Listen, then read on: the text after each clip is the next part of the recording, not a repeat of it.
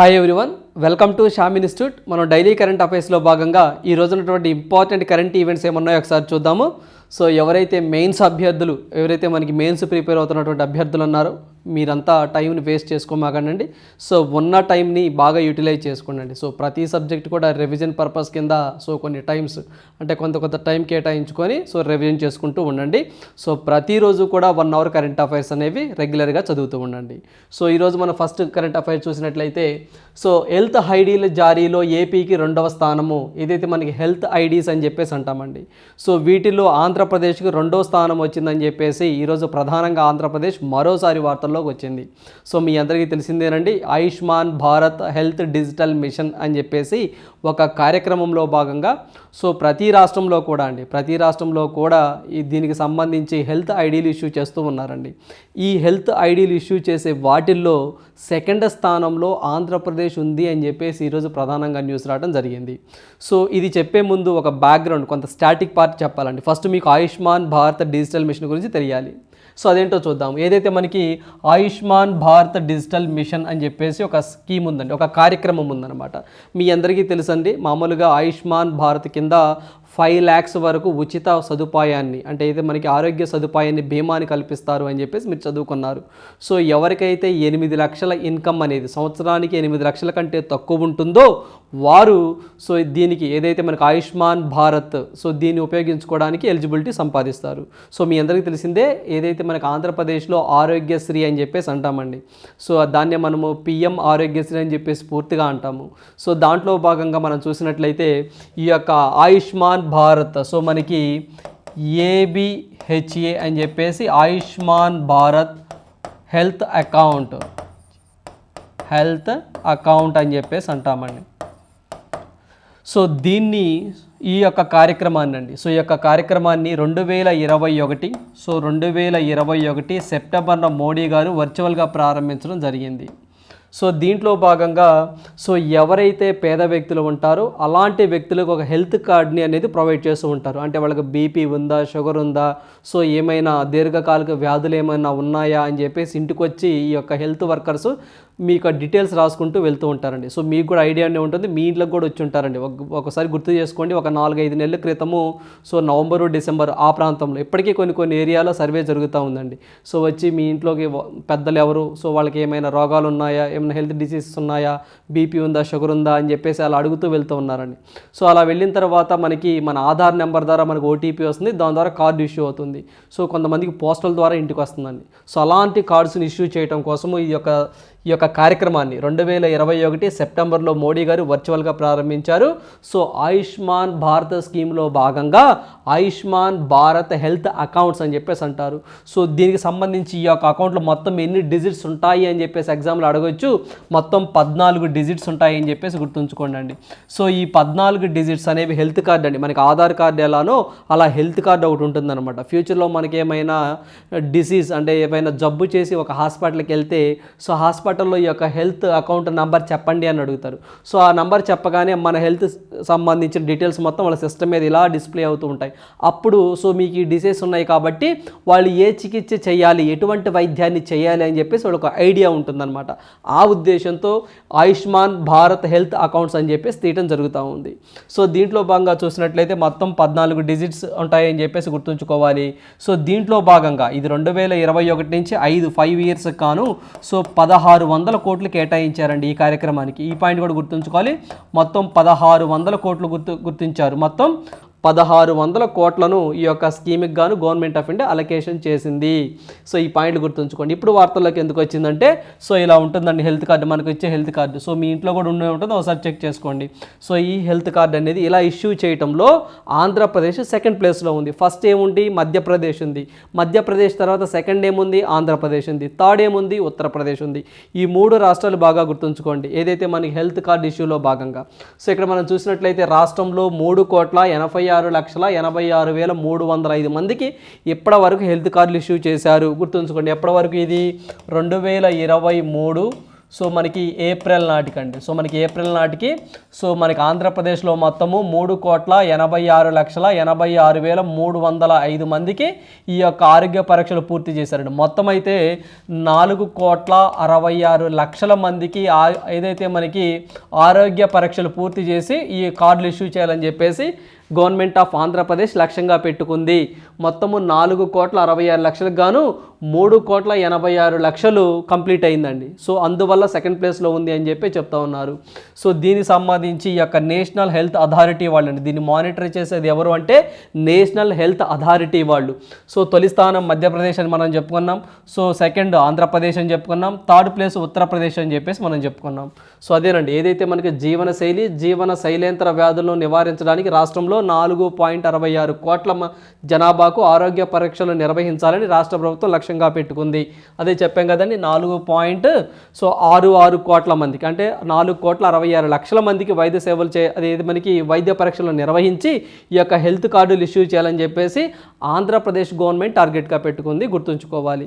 So ఇదండి దీనికి సంబంధించి ఓవరాల్గా మీకు డేటా ఇవ్వడం జరిగింది. రానున్న పోటీ పరీక్షల్లో ఏ 3 రాష్ట్రాలు హెల్త్ ఐడీలు ఇష్యూ చేయడంలో మొదటి స్థానంలో ఉన్నాయంటే సో మీరు మధ్యప్రదేశ్, ఆంధ్రప్రదేశ్, ఉత్తరప్రదేశ్. సింపుల్ అని గుర్తుంచుకోవడం కూడా ఈజీగానే. సో మనకి ఎంపీ అబ్రివేషన్స్ ఉంటాయి, ఏపీ, ఆంధ్రప్రదేశ్, యూపీ, ఉత్తరప్రదేశ్, లాస్ట్లో అన్నీ పీలే అది గుర్తుంచుకోవాలండి. ఈ 3 రాష్ట్రాలు ఉన్నాయి, గుర్తుంచుకోండి. మీకు ఐడియా ఉండే ఉంటుంది. ఏదైతే ఈ యొక్క ఆరోగ్యశ్రీ కింద 5 లక్షల వరకు అండి, సో మనకి 5 లక్షల వరకు సో ఎటువంటి మనం రూపాయి కూడా ఖర్చు పెట్టకుండా మనకి గవర్నమెంట్ ఆఫ్ ఇండియా వాళ్ళే వైద్య సదుపాయాన్ని కల్పిస్తారనే పాయింట్ గుర్తుంచుకోండి. రైట్. సో వాళ్ళకి వార్షిక ఆదాయం 8 లక్షల లోపు ఉండాలి దీనికి సంబంధించి ఆరోగ్యశ్రీ కార్డు రావాలి అంటే. రైట్. సో నెక్స్ట్ మనం చూద్దాము. ఈశాన్యంలో వైద్య సదుపాయాలు బలోపేతం అని చెప్పేసి ప్రధానంగా న్యూస్ రావడం జరిగిందండి. సో మనకి ఏదైతే మనకి ఈశాన్యం అంటే నార్త్ ఈస్ట్ స్టేట్స్ అని చెప్పేసి అంటారు.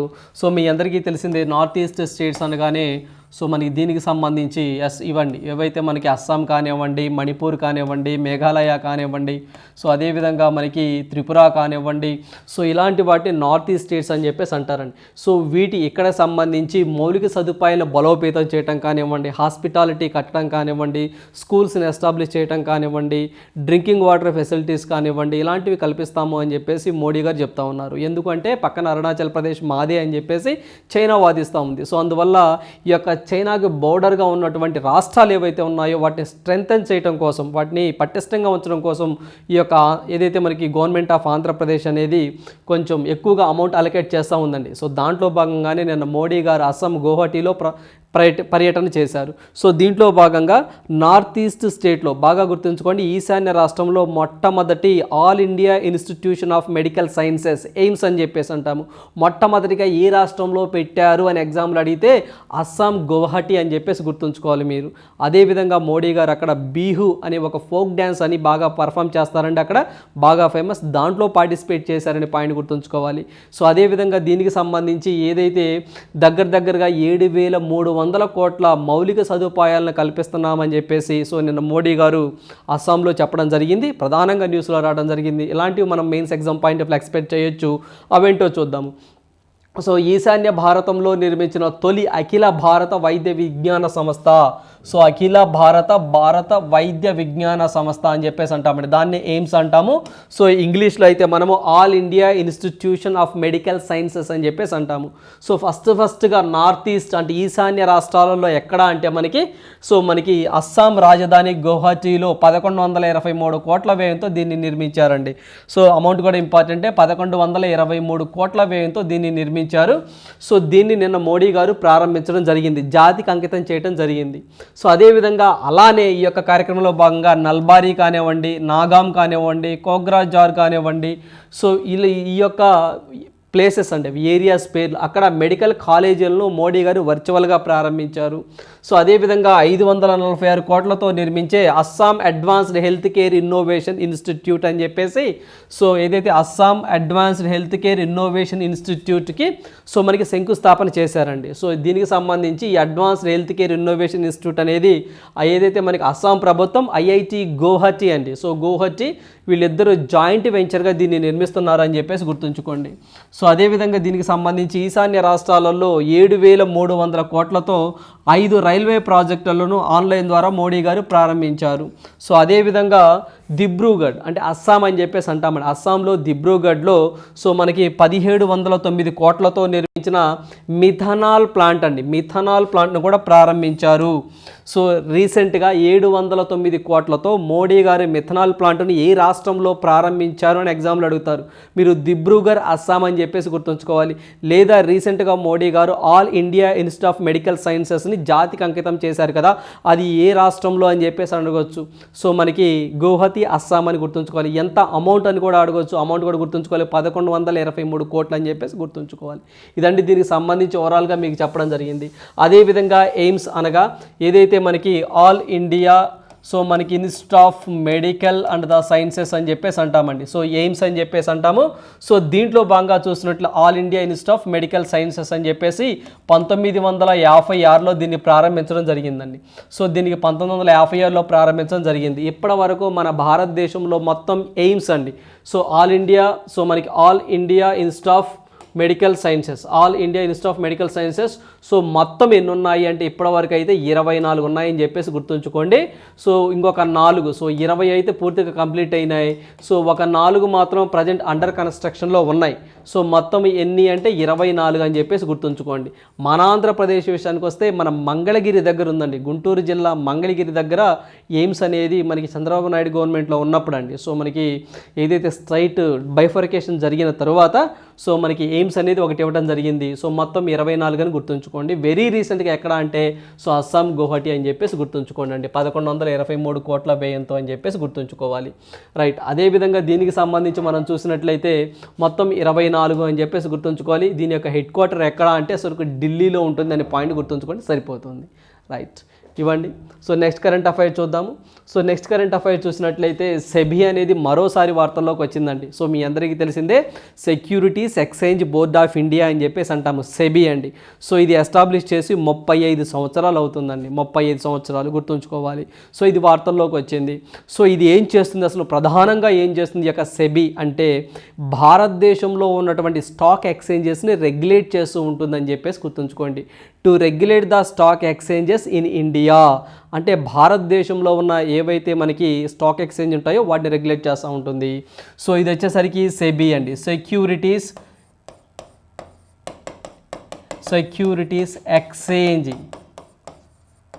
ఎక్స్చేంజ్ బోర్డ్ ఆఫ్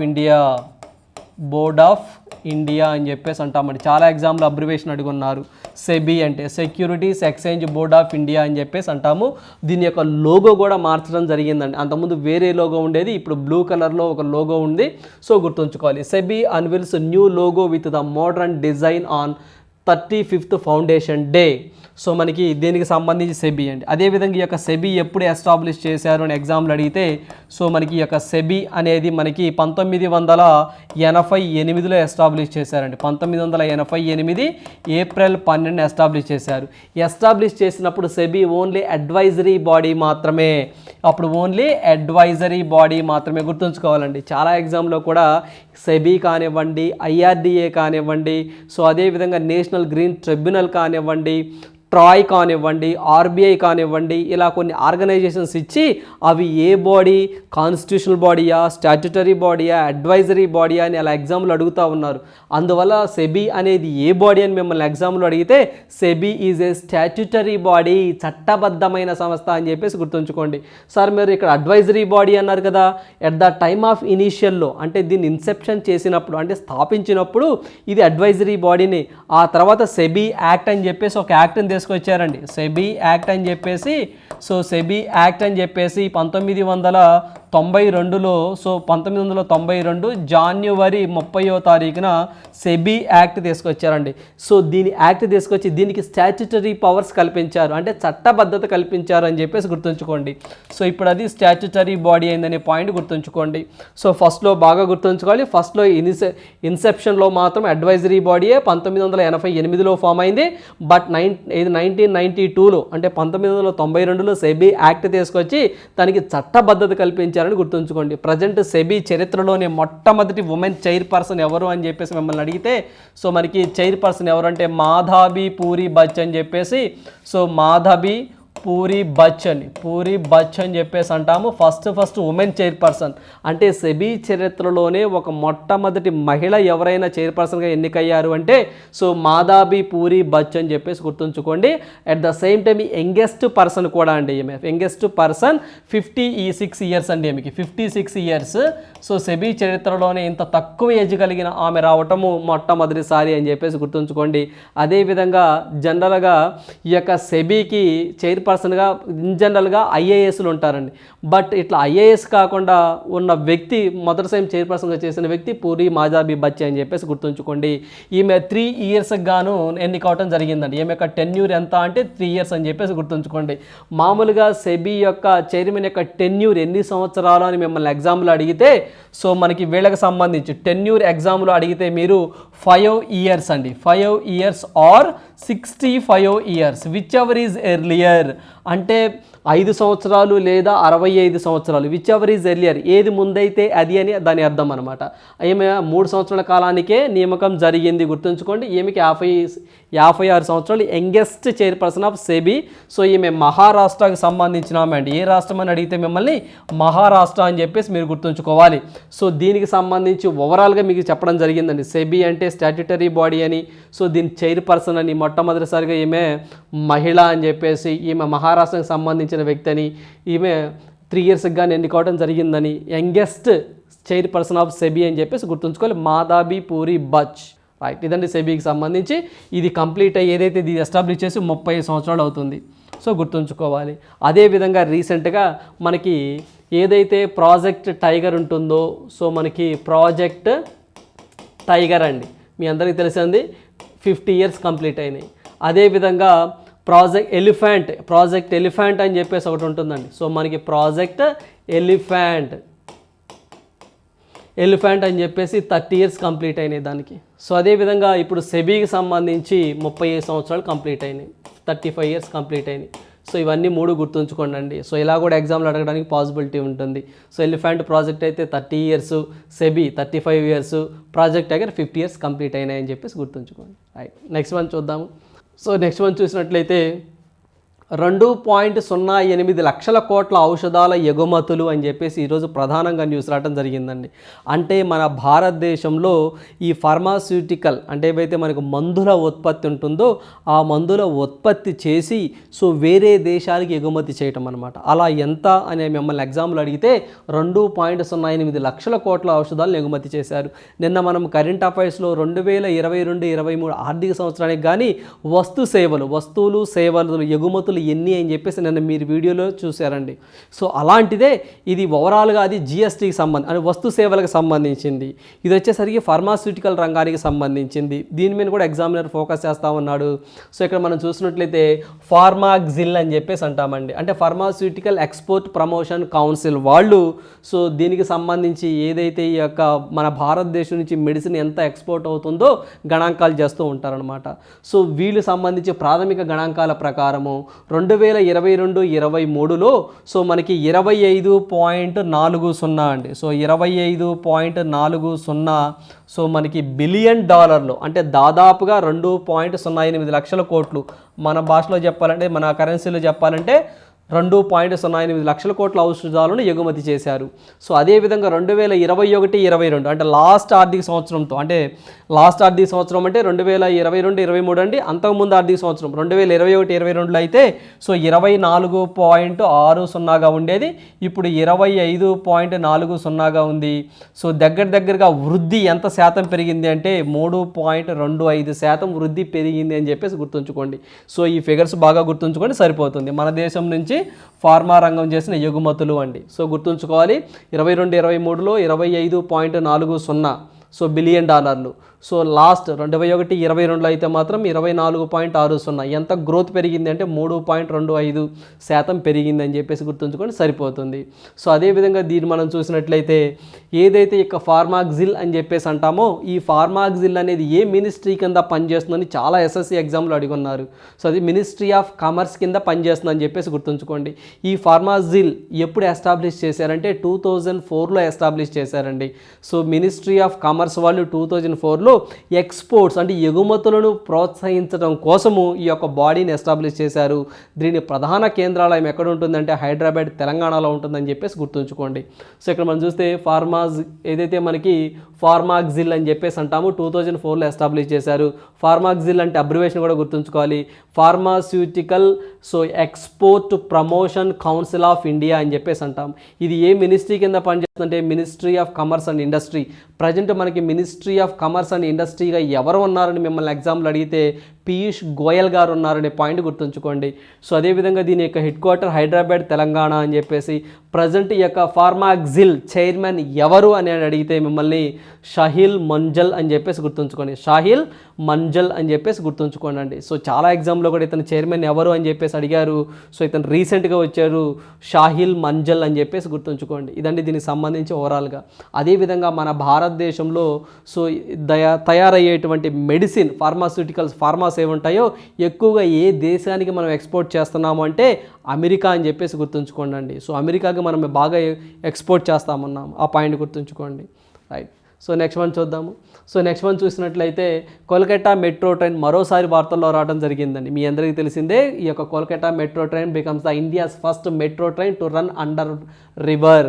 సో మనకి ఈ యొక్క అండర్ రివర్ అంటే వాటర్ మెట్రో ట్రైన్ అని చెప్పేసి కోల్కతా మెట్రో ట్రైన్స్ దీన్ని అండర్ గ్రౌండ్ కింద ఒక టన్నెల్ వేశారండి.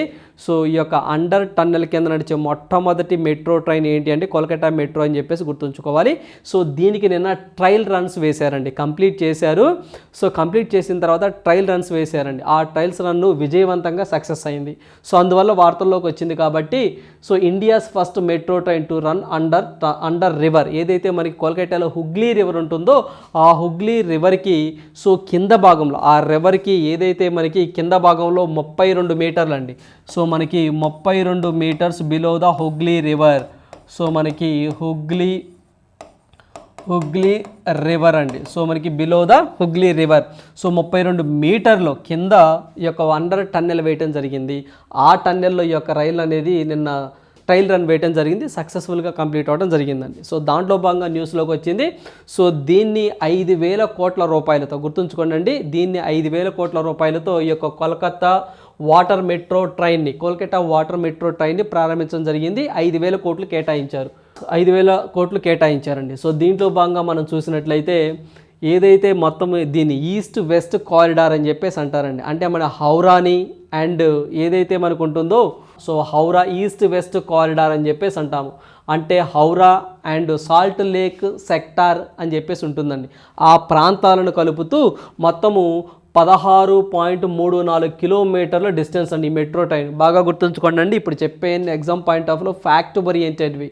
అసలు మొత్తం ఈ యొక్క కోల్కతా మెట్రో సంబంధించి చూస్తే ఈ కోల్కతా మెట్రోకి సంబంధించి అండర్ వాటర్ టన్నెల్ దీనికి సంబంధించి ఈ యొక్క ఈస్ట్ వెస్ట్ కారిడార్ కింద 16.34 కిలోమీటర్లు అండి మొత్తం దాని యొక్క పొడవు. అంటే ఈస్ట్ వెస్ట్ అంటే హౌరా నుంచి మనకి హౌరా నుంచి మనకి ఏదైతే సాల్ట్ లేక్ సెక్టార్ ఉంటుందో దీన్ని కలపడానికి 16.34 కిలోమీటర్ల కన్స్ట్రక్షన్ చేశారు. సో దీంట్లో out of the entire length of metro line 10.8 kilometre is underground. So అండర్ గ్రౌండ్లో ఈ యొక్క 16.34 అండర్ గ్రౌండ్ ఎంత 10.8 కిలోమీటర్లు. ఆ 10.8 కిలోమీటర్లో క్రూషియల్ పార్ట్ 520 మీటర్లు అండర్ టన్నెల్. ఈ పాయింట్ గుర్తుంచుకోండి అండి. సో ఆ టన్నెల్ మొత్తం టన్నెల్ ఎంత అని అడిగితే 10.8 కిలోమీటర్లు. దాంట్లో ఆ టన్నెల్లో ఆ యొక్క హుగ్లీ రివర్ ఆ సముద్ర గర్భంలో ఎన్ని మీటర్లు ఉంటుందంటే 520 మీటర్లు ఉంటుంది. ఈ 520 మీటర్లు 45 సెకండ్స్ పట్టిద్దండి ఆ ట్రైన్ వెళ్ళడానికి. సో దీన్ని నిన్న ట్రయల్ రన్ వేయటం జరిగింది. ఈ యొక్క టన్నెల్ అనేది ఏదైతే దీనికి సంబంధించి ఈ యొక్క టన్నెల్ లేదా Howrah to BBD Bagh railway station కలుపుతూ ఉంటుందనే పాయింట్ గుర్తుంచుకోండి సరిపోతుంది. అదేవిధంగా భారతదేశంలో మొట్టమొదటి మెట్రో ట్రైన్ ఎక్కడ ప్రారంభించారంటే కోల్కతా అని చెప్పేసి గుర్తుంచుకోండి. అదేవిధంగా మెట్రో మ్యాన్ ఆఫ్ ఇండియా అని ఎవరినో అంటారు ఈ శ్రీధరన్ అని చెప్పేసి అంటాము. అదేవిధంగా భారతదేశంలో అతి పొడవైన మెట్రో ట్రైన్ ఎక్కడ అంటే ఢిల్లీ మెట్రో ట్రైన్ అని గుర్తుంచుకోండి. అతి చిన్న మెట్రో ట్రైన్ ఎక్కడ అంటే అహ్మదాబాద్ గుజరాత్ అని చెప్పేసి గుర్తుంచుకోండి. రైట్. సో నెక్స్ట్ వన్ చూద్దాము. అగ్నిపర్వతాల ఉద్గారాల పర్యవేక్షణకు సరికొత్త కెమెరా అని చెప్పేసి ఈరోజు ప్రధానంగా న్యూస్ రావడం జరిగిందండి. సో ఈ మధ్యకాలంలో అగ్నిపర్వతాలు వోల్కనోస్ అనేవి బాగా ఎరప్ట్ అవటం జరుగుతుంది. సో ఆ ఎరప్ట్ అయినప్పుడు దాని యొక్క ధూళి కానివ్వండి, దుమ్ము కానివ్వండి, యాష్ కానివ్వండి, అవి వెదజల్లుతూ ఉంటాయి. సో ఆ యొక్క దుమ్ము ఎంత దూరం వెదజల్లుతుంది ఏంటి అని చెప్పేసి అంతకుముందు కెమెరాల ద్వారా నిఘు పెట్టేవారండి. ఇప్పుడు కొంత అడ్వాన్స్డ్గా కొత్త రకమైన కెమెరాలని రూపకల్పన చేశారు అని చెప్పేసి ఈరోజు ప్రధానంగా న్యూస్లో రావడం జరిగింది. అవేంటో చూద్దాం. సో ఇక్కడ మనం చూస్తుంటే బ్రిటన్కు సంబంధించిన శాస్త్రవేత్తలు దీన్ని కనిపెట్టడం జరిగిందండి. అగ్నిపర్వతాలకు సంబంధించిన ఉద్గారాలను ఎప్పటికప్పుడు పర్యవేక్షించేందుకు వీలుగా ఒక సరికొత్త కెమెరాను బ్రిటన్లోని అంటే యూకేలోని షెఫీల్డ్ విశ్వవిద్యాలయం శాస్త్రవేత్తలు అభివృద్ధి చేశారు. ఏదైతే మనకి సల్ఫర్ డయాక్స్ SO2 అని చెప్పేసి ఉంటామో ఈ వాయువును గుర్తించడం ద్వారా ఇది పనిచేస్తుంది అని చెప్పేసి అంటున్నారు. అంటే ఈ యొక్క సల్ఫర్ డయాక్సైడ్ స్థాయిలో నిర్ధారించుకోవడం ద్వారా అగ్నిపర్వతాల లోపలి భాగంలో ఎలాంటి ప్రక్రియలు చోటు చేసుకున్నాయో పసిగట్టొచ్చు. సో అగ్నిపర్వతాలు బ్రద్దలైనప్పుడు సల్ఫర్ డయాక్సైడ్ అని చెప్పేసి వాయువు విడుదలవుతుంది. ఆ వాయువులకు సంబంధించి దాన్ని గుర్తించడం ద్వారా ఈ యొక్క ఏదైతే SO2 స్థాయిలో నిర్ధారించడం ద్వారా సో ఆ లోపల అగ్నిపర్వతంలో లోపల అసలు ఏంటి, దాని యొక్క తీవ్రత ఎంత, దాని యొక్క పరిస్థితి ఏంటి అని చెప్పేసి మొత్తాన్ని అంచనా వేయొచ్చు అని చెప్పేసి ఈ యొక్క బ్రిటన్లోని షెఫీల్డ్ విశ్వవిద్యాలయం శాస్త్రవేత్తలు చెప్పడం జరుగుతూ ఉంది. సో ఈ వాయువును గుర్తించేందుకు అతి నీలలోహిత SO2 కెమెరాలను కొన్నాళ్ళుగా ఉపయోగిస్తున్నారండి. ఈ యొక్క అతి నీలలోహిత SO2 కెమెరాల ప్లేస్లో ఇప్పుడు కొంత స్మార్ట్ ఫోన్ కెమెరాలను సెన్సార్లతో కొన్ని మార్పులు చేసి ఈ కెమెరాలను రూపొందించారు అని చెప్పేసి అడుగుతూ ఉన్నారు. సింపుల్గా గుర్తుంచుకోండి, అగ్నిపర్వతాల ఉద్గారాల పర్యవేక్షణకు రీసెంట్గా ఒక సెన్సార్తో కూడిన కెమెరాస్ను యూనివర్సిటీ శాస్త్రవేత్తలు వీటిని కనుగొన్నారు అంటే సో మనకి షెఫీల్డ్ విశ్వవిద్యాలయ శాస్త్రవేత్తలను గుర్తుంచుకోండి, వాళ్ళు బ్రిటన్కి సంబంధించిన వాళ్ళు అని చెప్పేసి గుర్తుంచుకోండి, సరిపోతుంది. రైట్. సో నెక్స్ట్ వన్ చూద్దాము. సో నెక్స్ట్ వన్ చూసినట్లయితే ఈరోజు బుక్స్ అండ్ ఆథర్స్లో భాగంగా the great bank robbery, NPS scams and the future of the regulation అనే ఒక బుక్ పేరండి ఇది.